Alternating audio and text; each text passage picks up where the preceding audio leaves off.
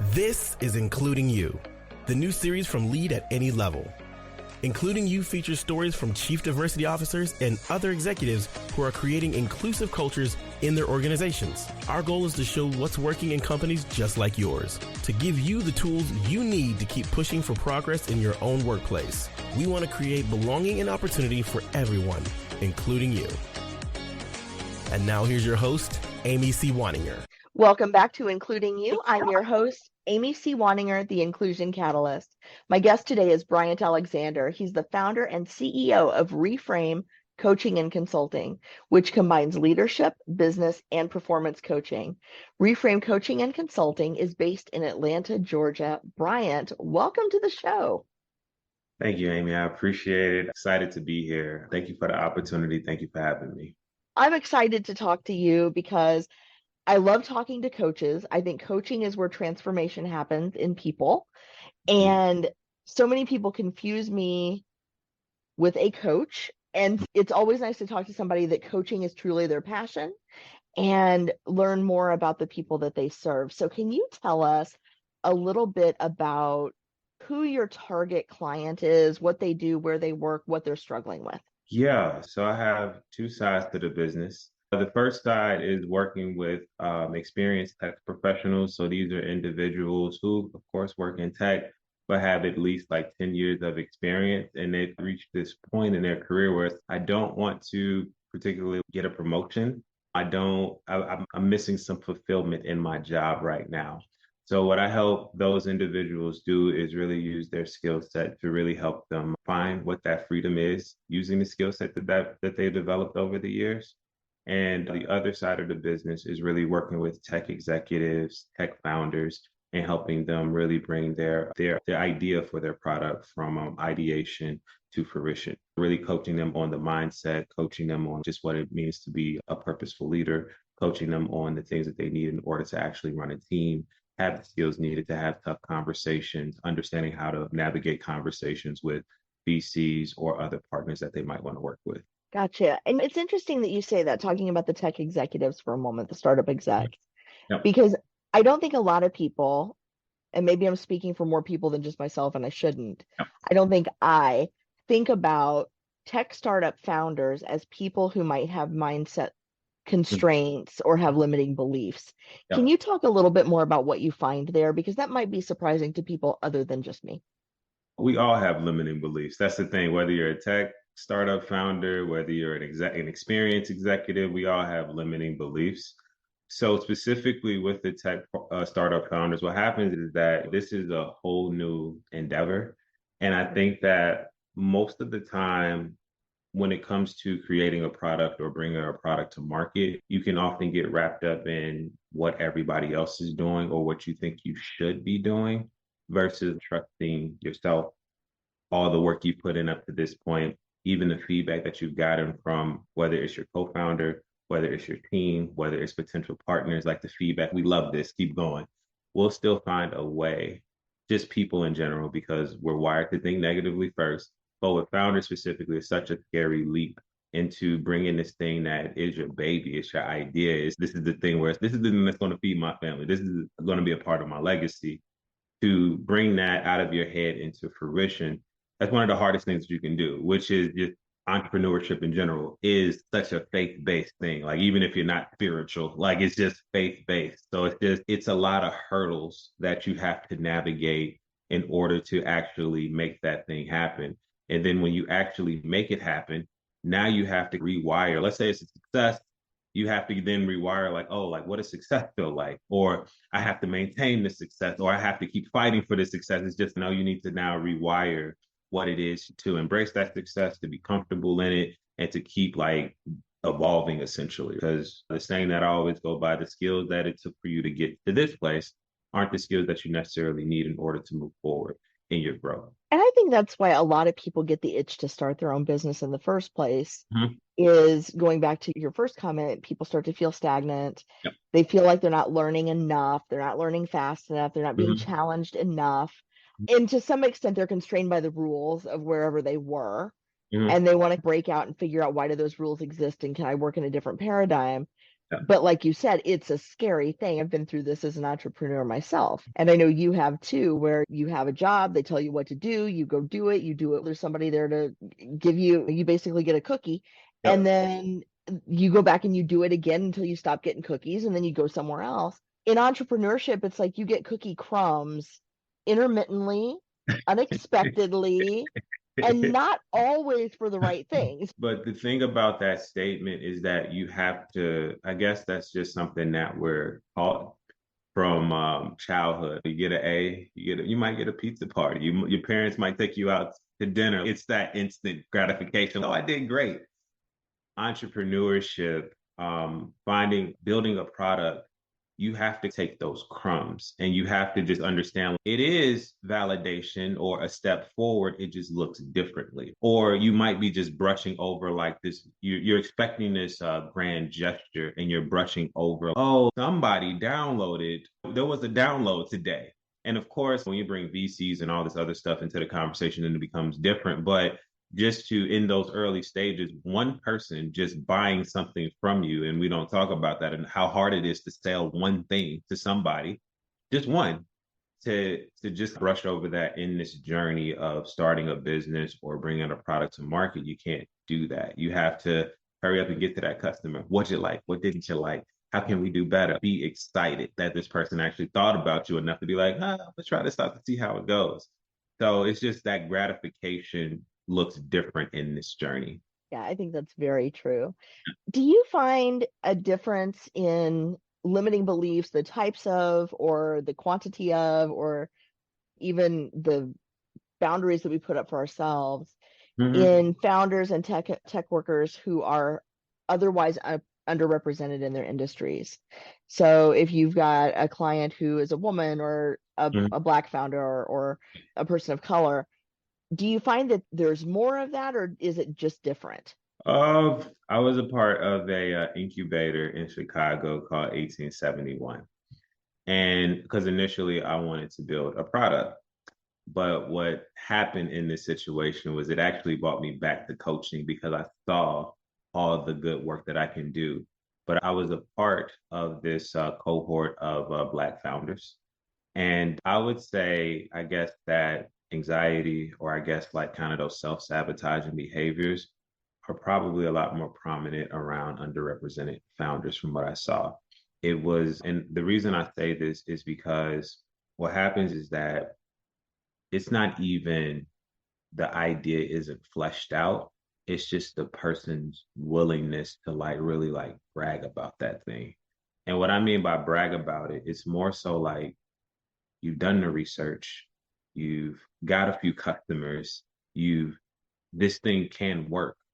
But I think what I've seen with Black founders specifically or underrepresented founders in general is that they don't talk about it like they really believe in it. They don't talk about it like put all the work. I put 5 years into this thing and here are my results. The counterparts, what happens is that they can walk into a incubator, they can walk into anywhere with just an idea.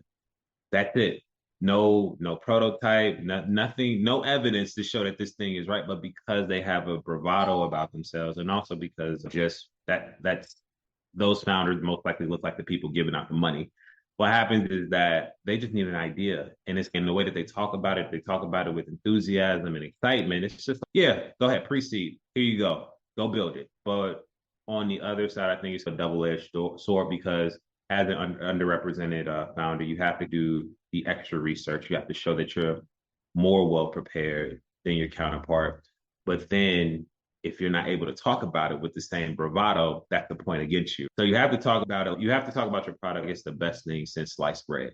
And that's where I see with underrepresented founders, it's just more so of a hesitation or intimidation factor there when it comes to you put in the work, just go talk about it now. Be excited about it because your counterpart is over there like he doesn't even have a prototype, hasn't done any research. He's just I got this idea and this is what I think about it. You put together 5 slides and somebody's ready to give him money.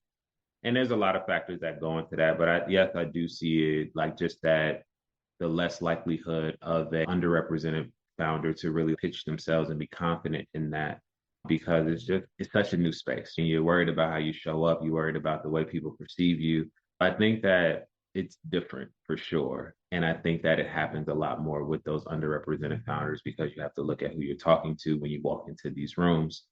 And yeah, like it was interesting to see at that incubator I was a part of. I'm going to switch gears just a little bit because what you said strikes a chord with me. I talk with folks all the time about networking. Mm-hmm. And that's one of the books I wrote was on networking and how to expand your network. Mm-hmm. And I hear a lot, I don't want to be connected and get a job because, right, in corporate spaces, I don't want to get a job because of who I know. I want to get a job because of the good work I do. Yeah. And when somebody says that, it's almost always Yeah. somebody who has other cultural headwinds. It's usually a Mm-hmm. woman, it's a person of color. Mm-hmm. And I always just want to just hug them for a second and then say, okay, let's talk about this. Your work against Chad's work and political capital and social capital and playing golf with the CEO, and Yeah. his dad plays golf with the CEO, Mm-hmm. and he's in all the right rooms and goes to the country club and all of those things, and everybody knows Chad Mm-hmm. and he's doing pretty good work versus your work that nobody knows about. You can't compete. Yeah. Have to Yeah. get out there, talk about yourself, and have other people hyping you up. And in an entrepreneurial space, it's a thousandfold that, but it is Mm-hmm. still so hard for some people. Yeah, it's an interesting game. And I think that's what it all comes down to. It is a game. Whether you're in corporate, whether you're an entrepreneur, it is a game. And that game is based on relationships and how you know how to work a room. And I think ultimately you have to decide like what that end goal is and being clear on that and being relentless, not in a negative way, but I think that you can be relentless about something but still be able to check in with your core values and what you believe and the vision you have for yourself. And the goal in this game is not to necessarily win, but just to keep playing. And that's not my quote. That is from Alex Ramosi, somebody that I follow. And that's the way I think about entrepreneurship. I'm not going to win the game of entrepreneurship. I'm going to have another idea. I'm going to have one day I want to actually go build the product that I started to build, but it's just not right now. Like I really want to focus on coaching. And that's why I think that it's a lot of opportunity when it comes to these relationships because there's so much more that you don't know. When you think you know something, having that conversation, putting yourself out there, not being too focused on a finished product or the work you've done. The work you've done is important. The finished product is less important because you just want somebody that can say, oh, I like what you're talking about. Like, I want to learn more. Let's set up a call. If you show them a clickable prototype and it's amazing, it's the best thing they've ever seen, and that's all they need, and there's no code behind it, that's always going to get you like more opportunity, open more doors for you in order to create connection with people.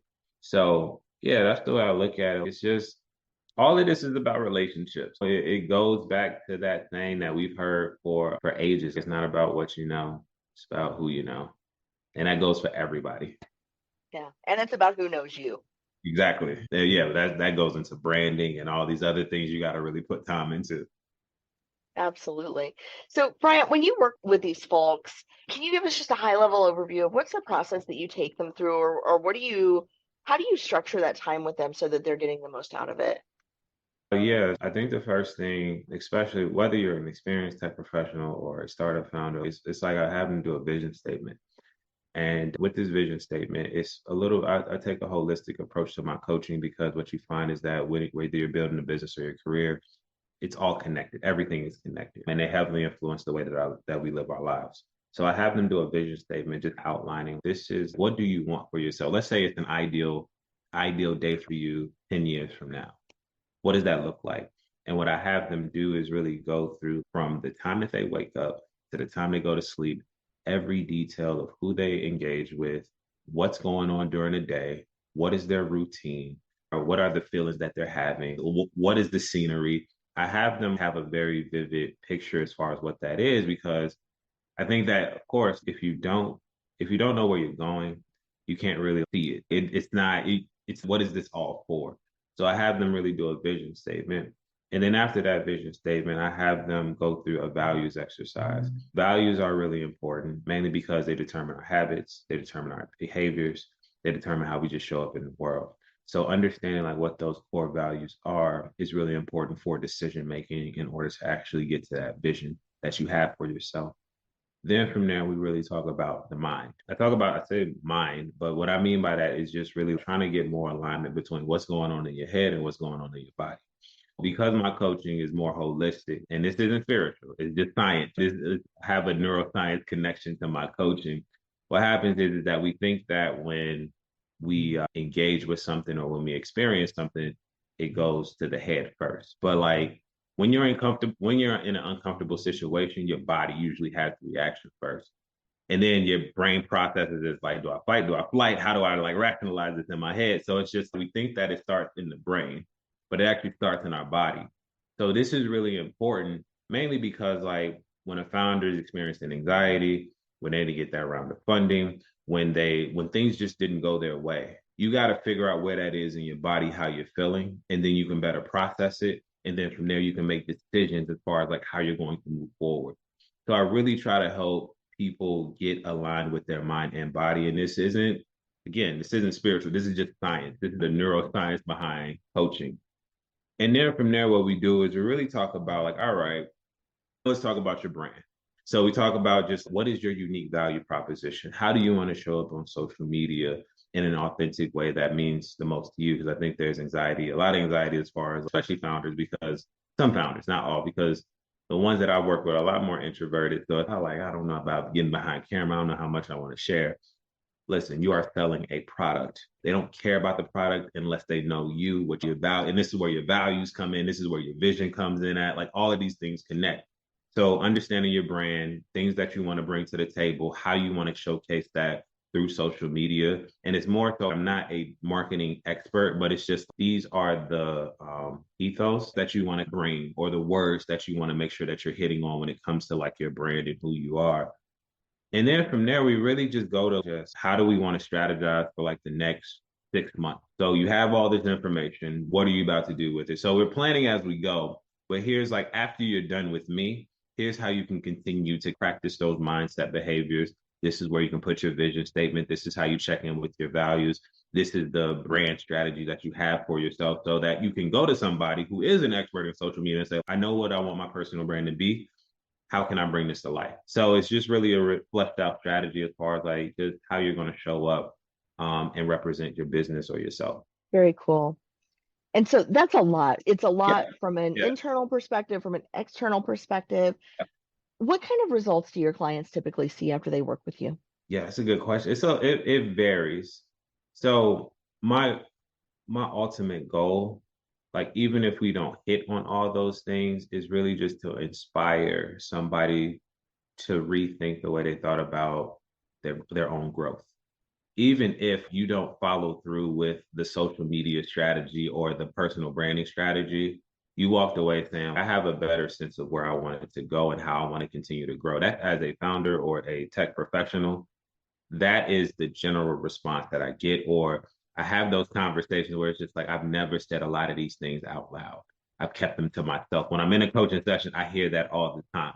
It's just, I don't do anything but just ask questions. I'm just curious. I'm just here but to get that out and to say it and to stand by it and to be a part of that, like that means a lot to me, but it does so much more for that client because what happens is that when clients have those moments to where they say, I never thought about it like that, or I've never said that out loud, or you use metaphors to help them describe what they're going through, what happens is that there is something neurologically going on in their head to where they're rewiring the way they're processing an experience, something about themselves, the way they thought about a situation.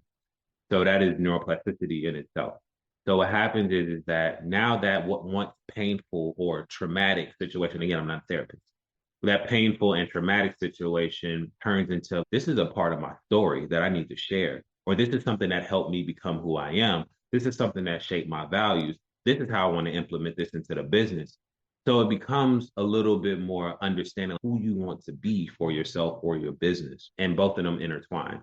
So that is usually the general response that I get. I'm glad that I feel like lighter after this session. I feel like I have a sense of like how I want to continue to grow, not only as a professional or business owner, but just a person. And recently it's funny because I'm working with the founder right now and I'm doing like fractional, like chief of staff stuff, but I'm like coaching him like little by little. And he realized the other day, I was just like, he was sitting in on a lot of his client meetings and he has employees and he's sitting in on the client meetings and he's wondering like, why is everybody not talking? I don't want to be in on all these meetings. Why is nobody talking? You're just sitting there. What am I paying you for? I'm just like, do you think they feel comfortable talking with you there? He was just like, yeah, I told them you can talk, do whatever you want to do. Like you can take over the conversation. I pass it off. Do you think they trust you enough in order to like take over those engagements? Do you think they know how to do that? I never thought about that. That was his response. I never thought about that. Do you think you've empowered them to really do that? He was like, I never thought about it like that. And I told him, just go ask them, do you feel empowered to take over these engagements, have these client conversations? And he texted me like, hey, they just basically said they know how to do the work. They don't have the confidence to take over those conversations. I was like, okay, it sounds like you might need to let go of the reins a little bit. Maybe you don't need to be in on those meetings in order to let them take over those conversations because he also has a big personality. He's a CEO. So those little things are extremely important because it doesn't just do good for those employees. It helps the CEO move to the back and just like trust people to do what they need to do. But also it just helps him become like more aware as far as like how he shows up. He knows that he has a big personality, but now he knows how that personality impacts other people that he might be working with. Yeah. And people tend to, if they're not confident, they don't get confident by sitting quietly and overthinking their next step. You have to come in and do it. Competence, I think, breeds confidence and vice versa. Bryant, I want to thank you so much for sharing so much of yourself and your process and your insights with our audience. If there are folks listening right now who are working in tech or who are tech founders, how can they reach you if they'd like to work with you? They can reach me on LinkedIn. That is Bryant C. Alexander Jr. That is my full name on LinkedIn. Or you can reach me at reframecc as in cat.com. That is my website where you can learn more about my services. And I got a few things coming out in February. Stay tuned for that. Excellent. We will make sure to put those links in the show notes at includingyoupodcast.com. So if you're driving, you don't have to write that down. Just go to includingyoupodcast.com to find that information. And Bryant, thank you again so much. It's such a pleasure to talk to you. Thank you, Amy. I appreciate the time.